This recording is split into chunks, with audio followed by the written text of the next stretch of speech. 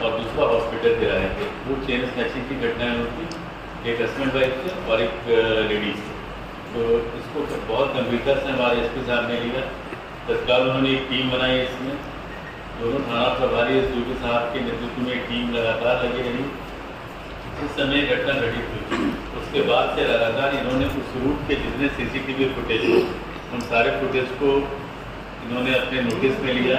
सारे फुटेज इन्होंने निकाले, सारे फुटेज को पे अच्छा इन्होंने होमवर्क किया और उससे कुछ लीड मिली। इसके अलावा और भी जो साइंटिफिक इन्वेस्टिगेशन की जो पद्धतियाँ होती हैं, जो हमारी साइबर टीम जिन पर वर्क करती है, उसके आधार पर हम लोगों ने उसका रूट ट्रैक किया। जो रूट उनका बुधनी और भोपाल की तरफ था, हमारी 3 टीमें लगातार भोपाल में वहाँ लोकल पुलिस से हमने कोऑर्डिनेट किया।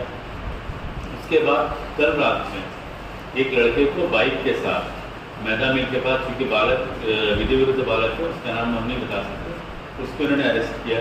उसको हिरासत मिला। जो पूछताछ में चीज़ें हम निकल के आई हैं, उनके साथ 2 लड़के और थे। उनकी रिश्तेदारी यहाँ होशंगाबाद में थी, नर्मदापुरम में। इसके कारण उनका मूवमेंट यहाँ पे रहता था। उसी अनुक्रम में इनका आना जाना यहाँ पे था। उसके बाद उन्हीं लोगों ने, उन 3 लोगों ने मिलकर के लगातार आधे घंटे के इंटरवल पर यह वारदात की।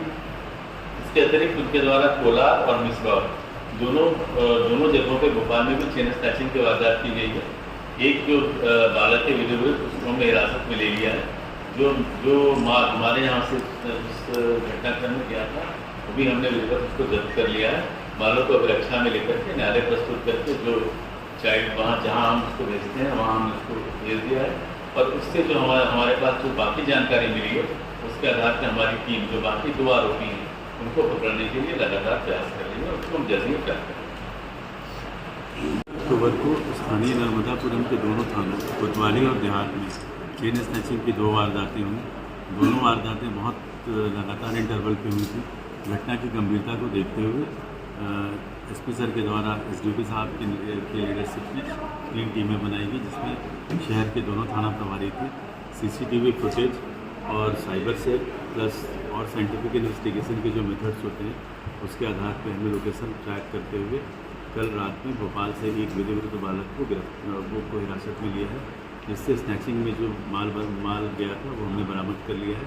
पूछताछ पे 2 अन्य लोगों के नाम सामने आए हैं जो भी गिरफ्तार नहीं हुए हैं।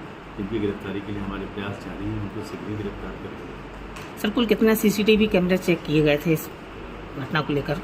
करीब 400 से 500 सीसीटीवी फुटेज हमारी टीम ने डाले थे, जिसके आधार पर हमने उनके लोकेशन को ट्रैक किया। क्या कोई पहले भी अपराध इन लोगों आरोपियों पर है सर? ऑलरेडी जो आरोपी जो इस वारदात में संलिप्त थे, भोपाल में इनके विरुद्ध 2 आपराधिक मामले और दर्ज।